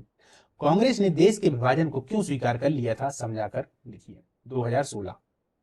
कारकों का वर्णन कीजिए जिन्होंने भारतीय राष्ट्रवाद के उत्थान में सहायता की 2015। सूरत फूट पर टिप्पणी लिखिए 2015। गांधी इरविन समझौते का संक्षिप्त वर्णन कीजिए 2015। स्वामी दयानंद एवं आर्य समाज के योगदान पर प्रकाश डालिए 2015। लॉर्ड विलियम बेटिंग की सामाजिक सुधारों का वर्णन कीजिए 2014। भारत की स्वतंत्रता में सहायक तत्वों का वर्णन कीजिए 2014।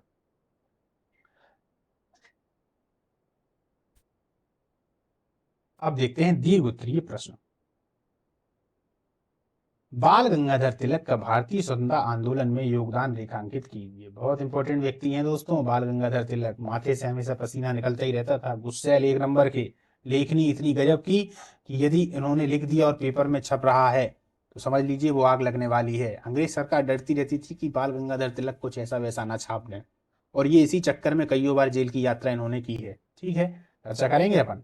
आर्य समाज मिशन की सामाजिक तथा शैक्षणिक योगदानों का वर्णन कीजिए 2020। भारत छोड़ो आंदोलन को प्रारंभ किए जाने के क्रम का विश्लेषण कीजिए 2019। कारणों का विश्लेषण कीजिए। 1857 के विद्रोह की असफलताओं के कारण को चिन्हित कीजिए तथा इसके महत्व पर प्रकाश डालिए 2018। भारत में राष्ट्रवाद के उदय और विकास पर एक निबंध लिखिए 2018। देखिए राष्ट्रवाद फिर से आया कि उदय और विकास पर, बहुत इंपॉर्टेंट है, क्योंकि जब राष्ट्रवाद का उदय होता है ना, राष्ट्रवाद दरअसल एक भावना है। भावना जब व्यक्ति के अंदर प्रबल हो जाती है तो वो क्रांति का रूप लेने लगती है। उस समय तीव्र परिवर्तन तो हम नहीं कह सकते, धीरे धीरे परिवर्तन होना स्टार्ट हो गया था। किसमें? लोगों की सोच में। तभी तो आगे चलकर बहुत बड़ा एक आंदोलन हुआ। इसीलिए राष्ट्रवाद तो आएगा ही, बिना राष्ट्रवाद के तो आधुनिक भारत की शुरुआत ही नहीं हो सकती, है ना। चलिए, कश्मीर समस्या पर एक निबंध लिखिए 2016। आगे चलते हैं। रियासतों का भारतीय संघ में विलय कठिन समस्या थी, इसका समाधान किस प्रकार किया गया था? सरदार वल्लभ भाई पटेल तुरंत याद आ जाने चाहिए दोस्तों, लौह पुरुष। 1857 की प्रथम स्वतंत्रता संग्राम के कारणों का विस्तार से वर्णन कीजिए। कारणों का विस्तार से वर्णन कीजिए, ये 2014 का है, ठीक है। भारत में राज्यों के पुनर्गठन के लिए संवैधानिक व्यवस्थाएं 2013। रॉलेट एक्ट का जारी होना तथा जलियांवाला बाग हत्याकांड 2008। इस घटना से तो सभी लोग वाकिफ हैं दोस्तों, जो लोग तैयारी नहीं भी कर रहे हैं वो भी जलियांवाले बाग हत्याकांड को तो जानते ही हैं। चलिए, 19वीं सदी में उत्तरार्ध में किए गए सामाजिक धार्मिक सुधारों का विस्तृत वर्णन, ये 2003 में आया हुआ है। 19वीं शताब्दी में उत्तरार्ध में किए गए सामाजिक धार्मिक सुधारों का विस्तृत वर्णन। 1857 के स्वतंत्रता संग्राम के कारणों का उल्लेख कीजिए, यह असफल क्यों हुआ? 2003। मध्य प्रदेश के गठन का उल्लेख कीजिए। देखिए आने लगे क्वेश्चन मध्य प्रदेश के। स्वतंत्र भारत के निर्माण में सरदार वल्लभ भाई पटेल के योगदान का मूल्यांकन कीजिए। 1995। भारत में 19वीं शताब्दी में राष्ट्रवाद के उदय पर प्रकाश डालिए। 1991। 1857 के स्वतंत्रता संग्राम के स्वरूप संबंधित विद्वानों और इतिहासकारों के विभिन्न विचारों को स्पष्ट रूप से समझाइए। 1989। यूनिट 4। चलिए देखिए, यूनिट 3 को अपन ने देखा।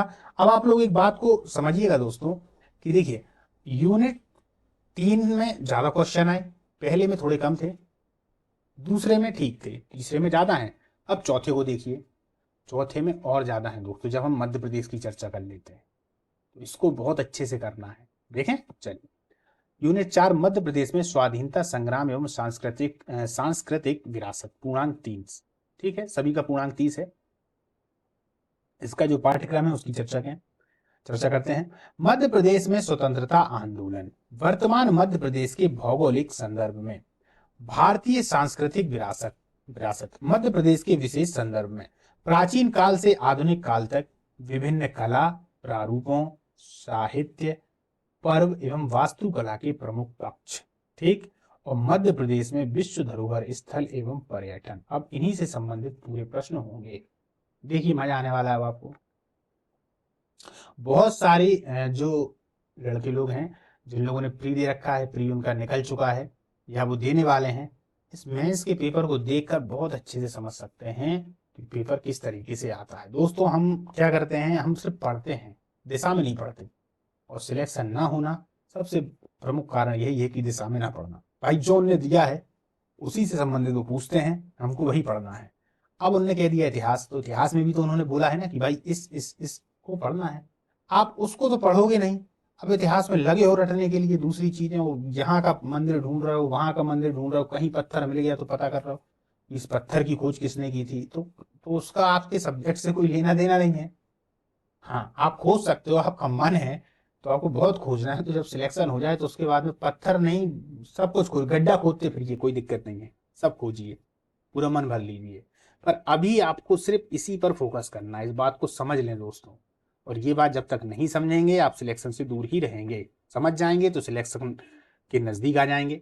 चलिए, विगत वर्षों में पूछे गए अति लघुत्तरीय प्रश्न। ठीक, तो देखिए ग्यारसपुर 2020 में पूछा गया है, भीमा नायक 2019, सब मध्य प्रदेश के आएंगे। सिवनी सत्याग्रह 2019, भूमरा का मंदिर 2019, ठीक, बाघ की गुफाएं 2019, सुभद्रा कुमारी चौहान 2017, देखिए भवभूति 2017, मांडू 2016, बालकृष्ण शर्मा नवीन 2015, माखनलाल चतुर्वेदी 2014, बुंदेला विद्रोह 2013, टोटमवाद 2013, मध्य प्रदेश साहित्य परिषद 2012, रविंद्र संगीत 2012, टूरिया जंगल सत्याग्रह 2010,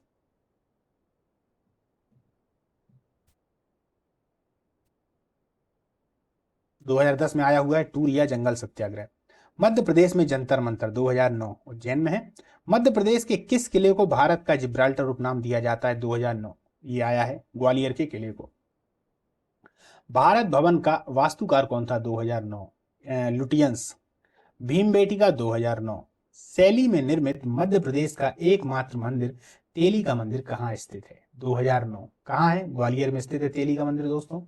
और ये द्रविड़ शैली है, कौन सी है? द्रविड़ शैली। यानी कि अगर देखा जाए तो जो द्रविड़ शैली है वो दक्षिण भारत में ही पाई जाती है, पर उत्तर भारत में भी एक ऐसी जगह है जहां पर द्रविड़ शैली का मंदिर है। नॉर्मल सा प्रश्न है दोस्तों, लोगों को आता है। तेली का मंदिर, ठीक है। भारत भवन का वास्तुकार कौन था, दूसरी बार। राह किनारे बैठ पुस्तक के लेखक कौन है, 2009 में पूछा गया। भगोरिया 2009 में पूछा गया। विष्णु चिंचालकर 2009 का प्रश्न है। भारत भवन भोपाल, भारत भवन से 3 बार प्रश्न आ गया दोस्तों। क्लियर है, आगे चलते हैं। हबीब तनवीर 2008, हबीब तनवीर 2008। खजुराहो के मंदिर क्यों प्रसिद्ध हैं, 2008। अमरकंटक 2005। देखिए 2008 में आया हुआ है तो बढ़िया, अपन उस समय पर ऐसा प्रश्न आया करता था तो बढ़िया आराम से उसका आंसर दे सकते थे। अमरकंटक 2005, 1992। इकबाल सम्मान 1997। अब कैसे आएंगे खजुराहो के मंदिर। पहले खजुराहो के मंदिर क्यों प्रसिद्ध हैं, तब अपन बड़े बड़ा चढ़ा के लिख देंगे, कोई दिक्कत नहीं। पर अब सिर्फ खजुराहो के मंदिर, तो एक ही लाइन में सब कुछ देना है। घोटुल 1996, भगोरिया हाट 1996, माखनलाल चतुर्वेदी 1994, मकबूल फिदा हुसैन बहुत पॉपुलर आदमी है 1994, ग्वालियर घराना 1994, सांची 1989 में आया हुआ है। सांची बौद्ध धर्म से संबंधित है। लघुत्तरीय प्रश्न जो विगत वर्षों में पूछे गए हैं इन पर चर्चा करते हैं। मध्य प्रदेश के प्रमुख स्थानीय त्योहारों का विवरण दीजिए, 2020। जबलपुर झंडा ग्रह 1923 पर प्रकाश डालिए, 2020 में भी आया और 2016 में भी आया। अमरकंटक की धार्मिक एवं सांस्कृतिक महत्व की विवेचना कीजिए, 2019। मध्य प्रदेश में स्थित उदयगिरी की गुफाओं की प्रमुख विशेषताओं का वर्णन कीजिए, 2019। मध्य प्रदेश के विश्व धरोहर स्थलों का संक्षेप में विवरण दीजिए, 2018। जगनिक के साहित्यिक योगदानों पर प्रकाश डालिए, 2018। मध्य प्रदेश के बौद्ध स्थलों की विशेषता को रेखांकित करें, 2017। मालवा की चित्रकला की विशेषताओं पर प्रकाश डालें, 2017। इंदिरा गांधी राष्ट्रीय मानव संग्रहालय भोपाल का संक्षिप्त में विवरण दीजिए, 2016। खजुराहो के मंदिर का संक्षिप्त वर्णन कीजिए, 2015। मध्य प्रदेश के बुंदेलखंड क्षेत्र का पर्यटन की दृष्टि से महत्व बताइए, 2015। दोस्तों क्लास बड़ी हो रही है पर ये बहुत महत्वपूर्ण है आप लोगों के लिए, और ये तो सबसे महत्वपूर्ण टॉपिक ही चल रहा है, यूनिट 4। तो इसको देखें और इसका पीडीएफ आप लोग टेलीग्राम से जरूर जुड़ जाना ताकि आप लोगों को पीडीएफ इसका प्राप्त हो सके, है ना। मांडू के भवनों पर एक संक्षिप्त टिप्पणी लिखिए। मध्य प्रदेश की प्रसिद्ध गुफाएं, 2013 में। व्यंग्य की विद्या में हरिशंकर परसाई के योगदान पर टीप लिखिए, 2013 में इस तरीके के प्रश्न आया करते दोस्तों। माच क्या है, इस लोक विद्या के स्वरूप और परंपराओं का उल्लेख करिए, 2013। देखिए प्रश्न, पर्यटन तथा इको पर्यटन में अंतर बताइए, 2010। मोती महल ग्वालियर तथा मोती महल मंडला में अंतर को बताइए, 2010।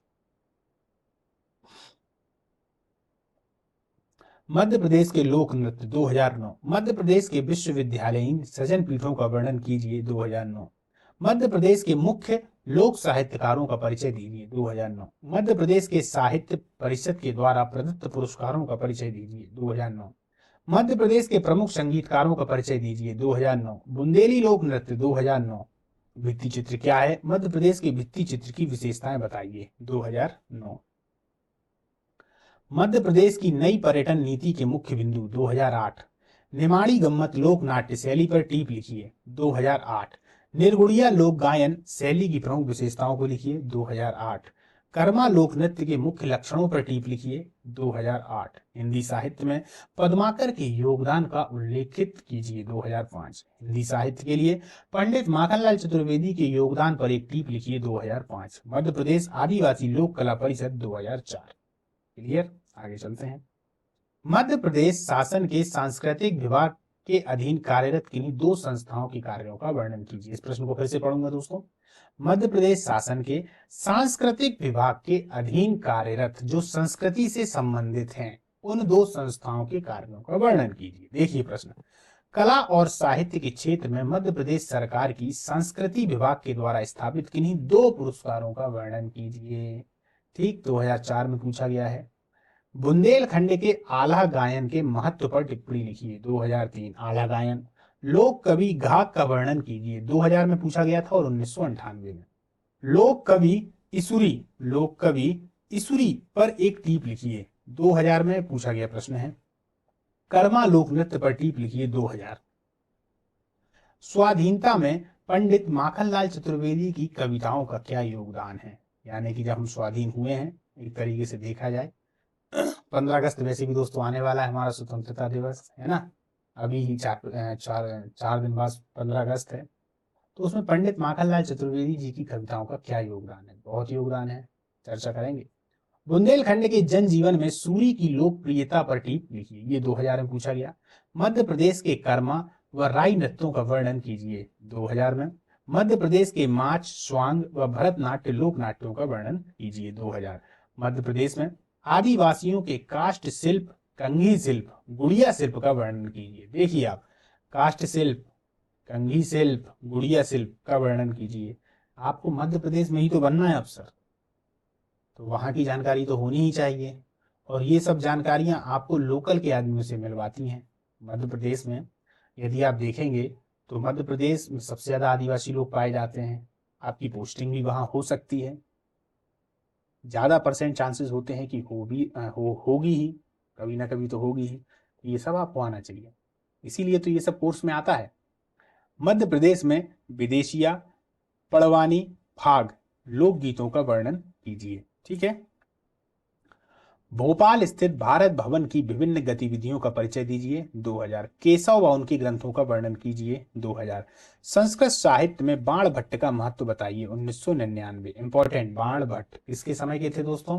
कादम्बरी इन्होंने लिखी हुई है, बाण भट्ट ने हर्षवर्धन के समय के थे। अभी अपन ने देखा, चर्चा की कि हर्षवर्धन को एक विद्वान के रूप में निरूपित कीजिए, उन्हीं से संबंधित है बाण भट्ट।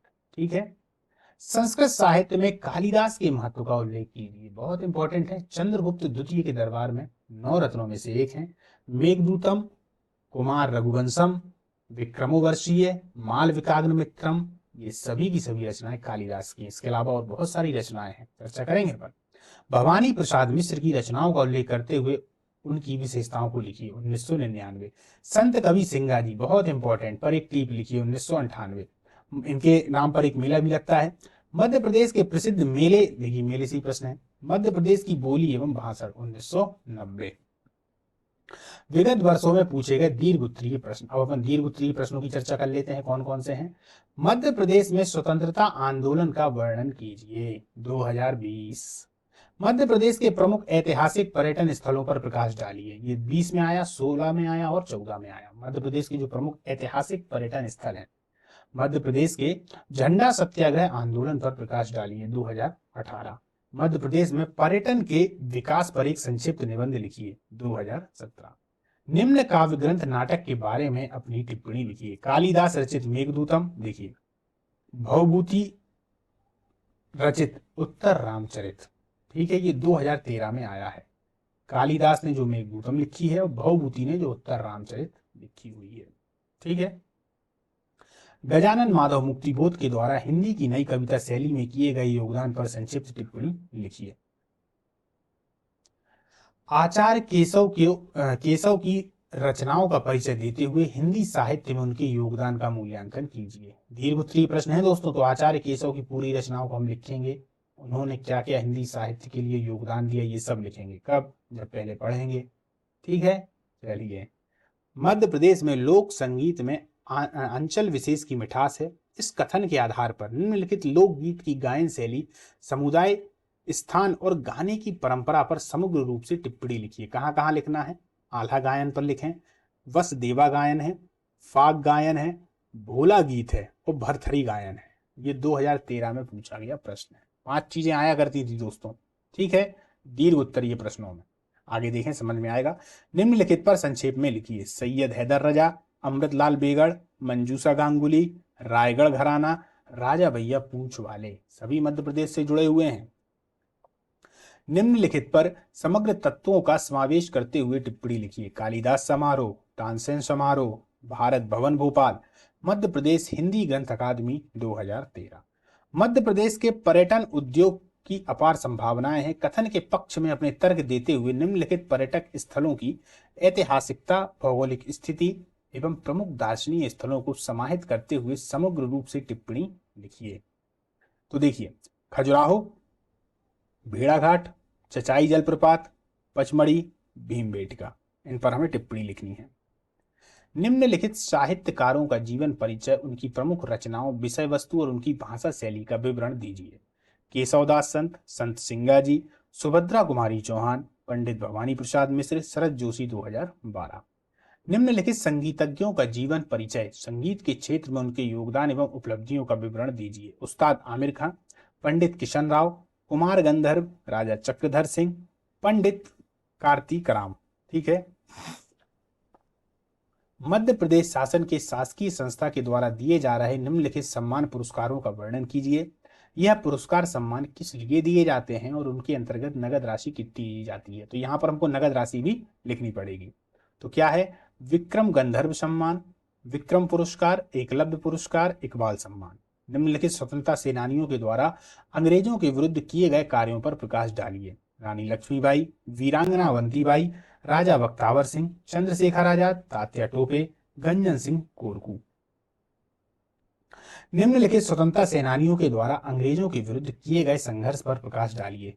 सेठ गोविंददास, शंकर शाह, राजा ठाकुर प्रसाद, शहादत खां, मधुकर शाह 2012 में पूछा गया प्रश्न है।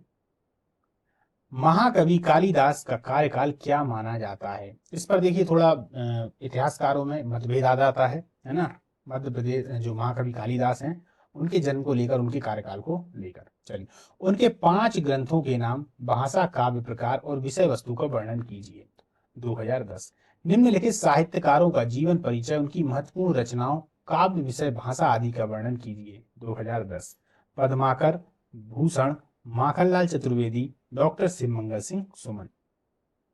निम्नलिखित लोक संगीत कब, कहां और किस समुदाय के द्वारा गाए जाते हैं? साथ में कौन सा वाद्य यंत्र प्रयोग किया जाता है तथा गायन शैली क्या होती है? वर्णन कीजिए। संत सिंगाजी, काया खोज या मसाणिया गीत, हीड़ गायन, आधा गायन। आप देख रहे हैं दोस्तों कि यूनिट 4 से सबसे ज्यादा प्रश्न आए हुए हैं। मध्य प्रदेश शासन एवं शासकीय संस्थाओं के द्वारा दिए जा रहे निम्नलिखित सम्मानों, पुरस्कारों का वर्णन कीजिए। पुरस्कार सम्मान किस लिए दिए जाते हैं तथा इनके अंतर्गत नगद राशि कितनी दी जाती है? महात्मा गांधी सम्मान, कालिदास सम्मान, लता मंगेशकर सम्मान, शिखर सम्मान, विश्वमित्र पुरस्कार। और खासतौर पर प्रश्न वहीं के वहीं घूम रहे हैं, ये भी देख लीजिए। मध्य प्रदेश के प्रमुख संग्रहालयों का वर्णन कीजिए। 2009। मध्य प्रदेश के खजुराहो मंदिर के कलात्मक दर्शन की विवेचना कीजिए। 2009। शिवमंगल सिंह सुमन का हिंदी साहित्य में योगदान का मूल्यांकन कीजिए। 2009 में आया हुआ है। पंडित माखनलाल चतुर्वेदी जी के जीवन, व्रत एवं उनकी रचनाओं की प्रमुख विशेषताओं का वर्णन कीजिए। 2009। साहित्य, संगीत एवं ललित कलाओं में उत्कृष्ट योगदान के लिए मध्य प्रदेश सरकार के द्वारा दिया जाने वाला पुरस्कार का नाम बताइए। 2009। मध्य प्रदेश में वन्य जाति समुदाय के उत्थान के लिए चलाए जा रहे कार्यक्रमों पर प्रकाश डालिए। मध्य प्रदेश के पुरातात्विक विरासत पर एक निबंध लिखिए। 2009। भारत के स्वतंत्रता आंदोलन में मध्य प्रदेश के योगदान का उल्लेख कीजिए। 2009। नारायण श्रीधर बेंद्रे के द्वारा आधुनिक चित्रकला में किए गए योगदान पर संक्षिप्त टिप्पणी लिखिए। 2008। पंडित कृष्णराव शंकर की संगीतिक प्रतिभा तथा हिंदुस्तानी शास्त्रीय संगीत के लिए उनके योगदान पर टिप्पणी लिखिए। 2008। भारत छोड़ो आंदोलन में मध्य प्रदेश के प्रमुख स्वतंत्रता संग्राम सेनानियों की भूमिका का वर्णन कीजिए। 2004। निम्नलिखित पर संक्षिप्त टिप्पणी लिखिए। खजुराहो का नृत्य समारोह, कालिदास समारोह, अलाउद्दीन खान समारोह। कालिदास उत्सव कब और कहां आयोजित होता है? इस उत्सव की गतिविधियों का विवरण दीजिए। मैं समझ पा रहा हूं दोस्तों की क्लास बड़ी है, आप लोग देख रहे हैं, अच्छी बात है, ये आपके बहुत काम आने वाली है। क्योंकि जब भी आप किताब उठाएंगे ना तो इन चीज़ों को सेंटर में रखेंगे, तब उसकी पढ़ाई करेंगे, तब आपको मजा भी आएगा, एक अंतर विश्वास भी होगा। यहाँ यार इस प्रकार से प्रश्न आ रहे हैं। ऐसा नहीं कि अंधाधुंध पढ़ाई करना चालू कर दी। यदि आप इस पूरे प्रारूप को देख लेंगे तो जब किताब खरीदने जाएंगे तो अगर मैं नहीं भी बताऊंगा या कोई सर नहीं भी बताएंगे तो भी आप किताब अपनी मर्जी से खरीद सकते हैं वहां पर इस पूरे को देखकर। ठीक है, तो इस बात पे विशेष ध्यान दीजिएगा कि आज की जो क्लास है वो सबसे ज्यादा महत्वपूर्ण है अन्य क्लासों की अपेक्षा। दूसरी क्लास को आप छोड़ भी सकते हो, चाहो तो छोड़ दो, कोई दिक्कत नहीं है, क्योंकि आपने कभी ना कभी तो पढ़ ही रखा होगा, चूंकि अगर मेंस के छात्र हैं तो। पर ये जो है ना, इसको मत छोड़िएगा। ठीक है, हो सके तो 2 से 3 बार देख लीजिए, आगे बढ़ा बढ़ा कर देख लीजिए। मध्य प्रदेश के महाकौशल क्षेत्र अथवा मालवा क्षेत्र में स्वतंत्रता आंदोलन की दो महत्वपूर्ण घटनाओं अथवा दो महत्वपूर्ण स्वतंत्र संग्राम सेनानियों के बारे में तथ्य का पूर्ण विवरण प्रस्तुत कीजिए। 2003। संगीत के क्षेत्र में मध्य प्रदेश के कुछ प्रसिद्ध संगीतकारों के योगदान को रेखांकित कीजिए। 1999। मध्य प्रदेश के लोक गायन की 5 प्रमुख शैलियों का उल्लेख करते हुए बड़वानी लोकगीत की विशेषता बताइए। 1999। भारत छोड़ो आंदोलन में मध्य प्रदेश के प्रमुख स्वतंत्रता संग्राम सेनानियों की भूमिका का वर्णन कीजिए। मध्य प्रदेश के कुछ प्रमुख पर्यटन स्थलों का उल्लेख कीजिए। 1998। अब है इकाई 5, मध्य प्रदेश की रियासतें। इकाई 5 से बहुत कम प्रश्न आते हैं दोस्तों, पहले ही बता दूं मैं आपको। इकाई 3 और इकाई 4, इन 3 और 4 को बहुत ज्यादा अच्छे से पढ़ना होगा। ऐसा नहीं है कि बाकी को नहीं पढ़ना है, पढ़ना सभी को है, पर 3-4 से मैटर ज्यादा आता है, इसलिए 3-4 में हमें ज्यादा मैटर को भी पढ़ना पड़ेगा। ठीक है, यानी मध्य प्रदेश वाले पोर्शन को काफी ज्यादा अच्छे से पढ़ना। इकाई 4 तो पूरी की पूरी उसी पर है ना, अभी आपने देखे पीछे प्रश्न। इकाई 3 में उससे कम प्रश्न, 2 में उससे कम, और फिर 1 में, और 5 में सबसे कम आते हैं। 5 में कौन कौन से हैं देख लेते हैं। पाठ्यक्रम को पहले ध्यान में रखते हैं, वही पूर्णांक 30 नंबर का है। मध्य प्रदेश की प्रमुख रियासतें जैसे गोंडवाना, बुंदेली, बघेली, होलकर, सिंधिया, भोपाल। ठीक, प्रारंभ से स्वतंत्रता प्राप्ति तक, प्रारंभ से स्वतंत्रता प्राप्ति तक। ठीक है, अब इससे अभी तक में कौन कौन से प्रश्न आए हुए हैं दोस्तों देखते हैं। अति लघु उत्तरीय प्रश्न देखिए, 2020 में कुंवर रघुनाथ शाह, समझना, मल्हार राव होलकर 2020, अवंतीबाई 2020, बुंदेला विद्रोह 2020, शंकर शाह 2019, अहिल्याबाई होलकर 2016। सिर्फ इतने ही प्रश्न आया समझ में कुछ आपको? कुंवर रघुनाथ शाह। दूसरी बात, ये टॉपिक भी ज्यादा बड़ा नहीं है ना, इसलिए। ठीक है, अब आते हैं अपन लघु उत्तरीय प्रश्न पर। भोपाल रियासत के बारे में संक्षिप्त विवरण दीजिए। 2020। बघेल रियासत के बारे में आप क्या जानते हैं? 2020। रानी दुर्गावती तथा मुगल सेवा के मध्य हुए युद्ध का वर्णन कीजिए। 2016। 1842 के बुंदेला विद्रोह का संक्षिप्त विवरण दीजिए। ये 2016 में आया हुआ है। अवंतीबाई के विषय में आप क्या जानते हैं? संक्षेप में लिखिए। 2014। रानी दुर्गावती क्यों प्रसिद्ध हैं? 2005। दीर्घ उत्तरीय प्रश्न विगत वर्षों में पूछे गए, मात्र 2 प्रश्न हैं दोस्तों। बुंदेलखंड की रियासत का वर्णन कीजिए। दोनों ही 2020 में आए हुए हैं। ठीक है, बुंदेलखंड की रियासत का वर्णन कीजिए। 2020। होलकर वंश का विवरण दीजिए। 2020। ये दोनों ही 2020 में आए हुए थे, यानी इससे पहले इस टॉपिक से यूनिट 5 से दीर्घ उत्तरीय प्रश्नों को नहीं पूछा गया है। तो फिर वो प्रश्न कहाँ गए? वो प्रश्न दूसरे टॉपिक से पूछे गए थे, या तो 4 से या 3 से। ठीक है, क्योंकि 3 और 4 में हमने प्रश्नों को देखा कि काफी सारे प्रश्न थे, अभी अपन ने चर्चा की। तो दोस्तों आज की जो अपनी क्लास है वो यहाँ पर अपनी समाप्त होती है। यहाँ पर हमने सीखा क्या क्या उसको मैं एक बार फिर से दोहरा देता हूँ, फिर क्लास को समाप्त करेंगे। और अगली क्लास जो कि कंटिन्यू हो जाएगी दोस्तों, जो सिंधु घाटी सभ्यता से चालू होगी। इसके अलावा अपन एथिक्स पे भी ध्यान देंगे। ये जो एथिक्स है ये पेपर है सामान्य अध्ययन 4 वाला, जो कि 200 नंबर का होता है। तो एथिक्स और इतिहास ये दोनों साथ साथ में चलते हुए चलेंगे। ठीक है, अब अपन ने इससे पूरे से ये सीख लिया कि हमको एक खाका बन गया, एक दिमाग में एक नक्शा बन गया कि किस प्रकार के प्रश्न पूछे जाते हैं, किस प्रकार से पूछे जाने की संभावना है, किस प्रकार से पूछे गए थे। इन सभी प्रश्नों से हम समझ गए कहाँ उन्होंने बोला विवेचना कीजिए, टीप लिखिए, है ना। प्रश्न जानना बहुत जरूरी है। अब इसके बाद में दोस्तों अगर देखा जाए, इसके बाद में यदि दोस्तों देखा जाए तो अब अपन चर्चा करेंगे अगली क्लास में, जो भी अपनी अगली क्लास होगी। टेलीग्राम से जरूर जुड़ जाइएगा, ये जो पीडीएफ है आपको टेलीग्राम पर ही प्राप्त होगी। और अगली क्लास में अपन मिलेंगे। अगली क्लास अपनी सिंधु घाटी सभ्यता से चालू होगी और कंटिन्यू चलती हुई चलेगी। बीच बीच में अपन पेपर भी करवाएंगे, पूरे के पूरे पेपर के माध्यम से, कि सीधा एक एक लाइन में कैसे लिखना है, 5 से 6 लाइन में कैसे लिखना है, 200 शब्दों में कैसे लिखना है। यानी कि आपके सामने पूरी की पूरी कॉपी ही आएगी, और वो किसी ना किसी के द्वारा लिखी गई कॉपी होगी। उसी में आप लोग देखेंगे और पूरा करेंगे। ठीक है, चलिए नमस्कार।